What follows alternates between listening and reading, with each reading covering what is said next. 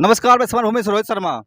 ये पटना का गांधी मैदान है और यहाँ पर एक जन अभियान चलाया गया है, पुनर्भियान सांस्कृतिक मंच।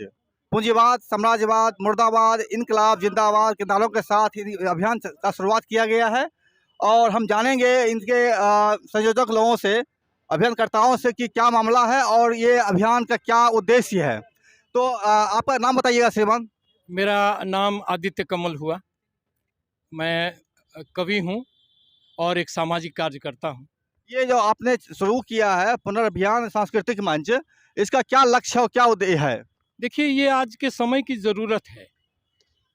आज जो सांस्कृतिक पतन है, पूंजीवादी समाज का जिस स्तर से सांस्कृतिक पतन हुआ है, वैचारिक पतन हुआ है, शासक वर्ग आज पूरे समाज को एक तरह से समझिए कि सांस्कृतिक गड्ढे में ढकेल चुका है और उसके खिलाफ जो आवाज़ें हैं वो कमज़ोर हैं। दूसरी बात कि आज आप गीत, संगीत, नाटक, एक संस्कृति के इस पक्ष को ही सिर्फ अगर लें, अभी आज हम लोगों ने यहाँ कुछ गीत प्रस्तुत किए और कविताएं पढ़ी, आप इसको भी देखिए तो शासक वर्ग का विरोध, शासक वर्ग को कटघरे में जिस रूप में खड़ा किया जाना चाहिए, उस तरह की रचनाओं का अभाव है। एक तो वर्ग दृष्टि का अभाव है। वर्गीय दृष्टिकोण से आज जो क्रांतिकारी वर्ग है, मजदूर वर्ग है, उस दृष्टिकोण से पूरे समाज की घटनाओं, परिघटनाओं को देखने का, उनके आधार पर रचनाओं को करने का और उनको जाकर उनके बीच जागरण करने का, चेतना प्रसारित करने का, ये काम बहुत शिथिल पड़ गया है। एक समय था, आप इतिहास में जाएंगे तो इप्टा या जन संस्कृति मंच ने अपना कुछ जन अभियान के रूप में काम किया था, लेकिन आज वो धारा बिल्कुल कुंद हो गई है।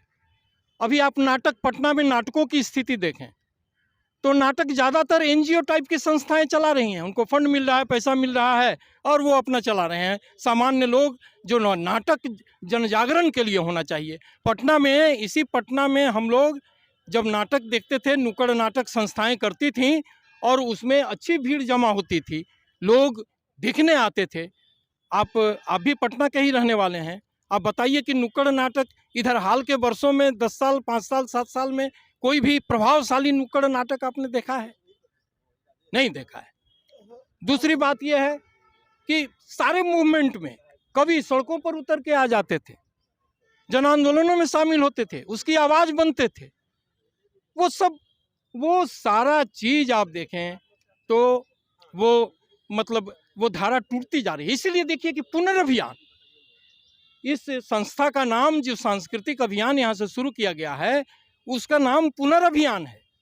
जैसे कि पुनर्जागरण काल था, उसी तरह से पुनर्भियान हम लोग मजदूर वर्ग, जो यहाँ का क्रांतिकारी वर्ग है, मेहनतकश वर्ग, उसकी चेतना को बढ़ाने का, उसे राजनीतिक रूप से, सांस्कृतिक रूप से चैतन्य करने का, उसे संगठित करने का और उसको आगे उसके संघर्षों में सहभागिता का बहुत बहुत आपने अच्छा बताया। लेकिन मुझे ये बताइए कि पूंजीवाद का क्या संबंध है इससे और समाजवाद का संबंध है इस जागरण से? पूंजीवाद, देखिए, आज हम जिस समाज में रह रहे हैं वह पूंजीवादी समाज है। शासक वर्ग, शासन मूलतः पूंजीपतियों के हाथ में है। आपने हमारा लिफलेट पढ़ा होगा कि आज मूलतः जो समाज विभाजित है वह 2 वर्गों में विभाजित है, बड़े वर्गों में। शासक वर्ग पूंजीपति वर्ग है और पूंजीपति वर्ग चूँकि संसाधनों का मालिक है, इसलिए वह वैचारिक संसाधनों का भी, आत्मिक संसाधनों का भी मालिक है और उसी का कल्चर प्रभावी है, उसी की संस्कृति प्रभावी है।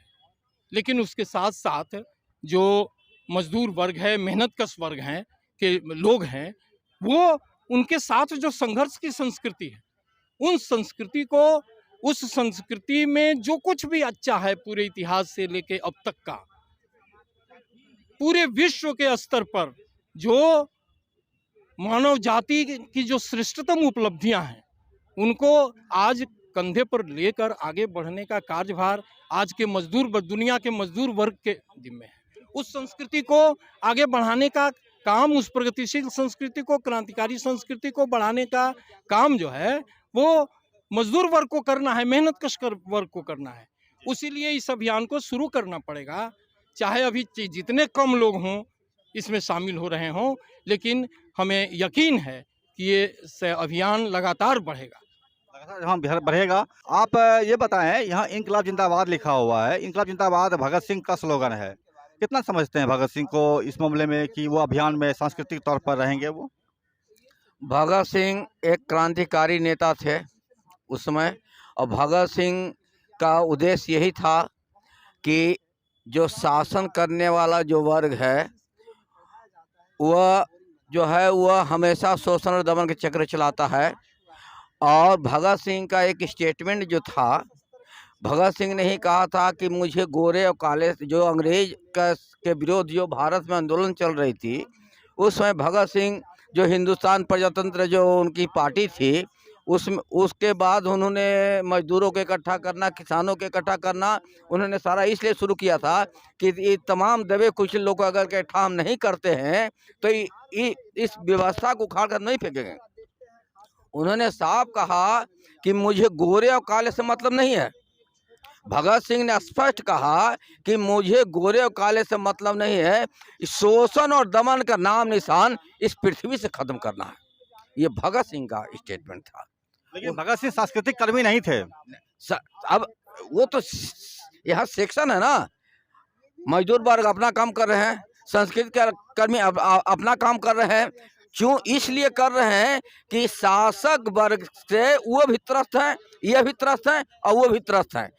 जिनको ये लगा कि ये सत्ता के अंदर ही तमाम कुकर्म हो रहे हैं, न शिक्षा की व्यवस्था है, न स्वास्थ्य की व्यवस्था है, न मतलब आवास की व्यवस्था है, न जल की व्यवस्था, नहीं किसी चीज़ का। बिल्कुल धन एकत्रित हो एक तरफ जा रहा है, धन जो एक तरफ जा रहा है। तो चाहे संस्कृति कर्मी हो या मतलब अदर कोई कर्मी हो, चाहे रेल कर्मी हो, भेल कर्मी हो, बैंक कर्मी हो, कोई भी हो, संस्कृत कर्मी है तो ये भी भोजन करते होंगे ना, ये भी वस्त्र पहनते होंगे ना, इनके भी बाल बच्चा होंगे ना। मतलब कहने का मतलब है भगत सिंह के विचारों के विभिन्न तरह के अभिव्यक्ति का एक माध्यम है, ये माध्यम है।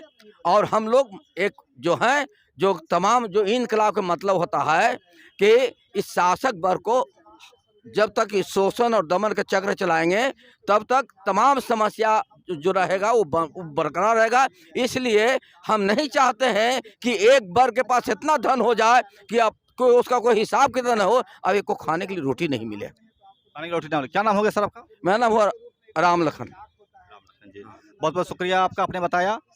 मेरा सीधा सवाल होगा, भारत सरकार मतलब मोदी सरकार ने कहा है कि भारत में राम मंदिर बन गया, भारत चला गया त्रेता युग में, भगवान राम का युग, अब आपको सीधा सीधा सतयुग आने वाला है। तो सतयुग आने वाला है, सतयुग, तो सतयुग आने वाला है तो फिर विरोध क्यों? सतयुग आने वाला है या सतयुग था? और सतयुग था वो माने कौन सा युग था जिसमें कि माने सामंतवादियों का युग, राजे राजाओं का युग। क्योंकि इतिहास में हम जाएंगे तो जिसको सतयुग कहा जाता है, जिसको द्वापर का कहा जाता है, वो राजा राजाओं का युग था। वो कोई ऐसा युग नहीं था जहाँ पर कि सतयुग, जहाँ पर कि माने प्रजा एक तरफ राजा थे, दूसरे तरफ प्रजा थी। तो जब राजा होगा दूसरे तरफ प्रजा होगा तो इसका मतलब शोषण और दमन उस वक्त भी चल रहा था राजाओं के द्वारा प्रजा का। इसलिए उस माने द्वापर युग का या सतयुग का कोई माने नहीं है।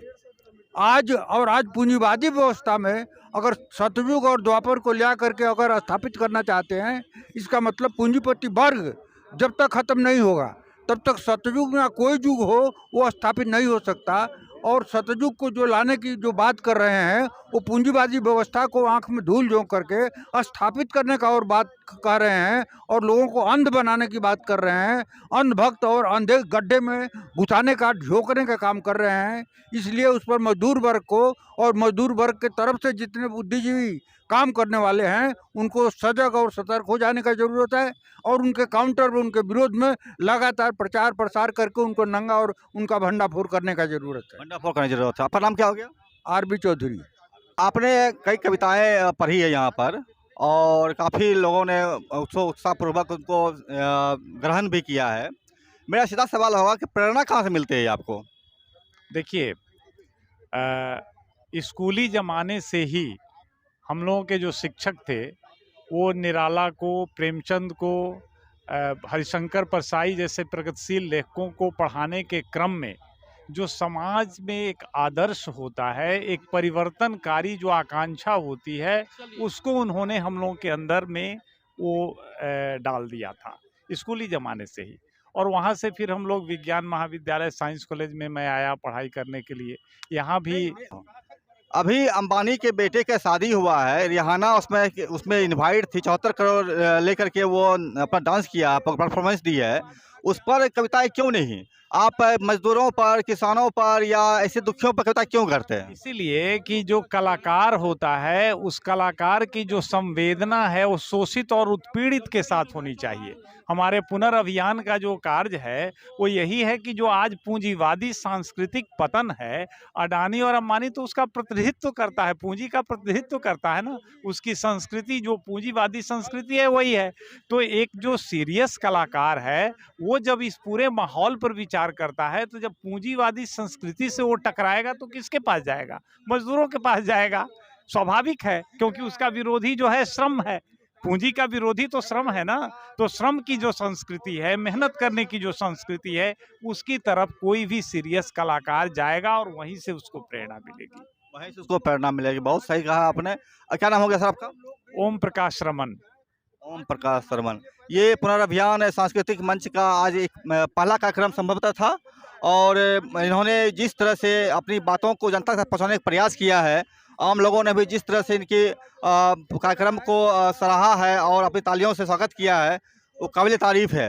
हम उम्मीद करते हैं कि यह कार्यक्रम लगातार जारी रहेगा, लोग करते रहेंगे और आम लोग भी इस कार्यक्रम को और प्रोत्साहित करने की दिशा में आगे कदम बढ़ाएंगे। नमस्कार, मैं समर भूमि से रोहित शर्मा। इस चैनल को लाइक कीजिए, सब्सक्राइब कीजिए, शेयर कीजिए और कमेंट जरूर करें।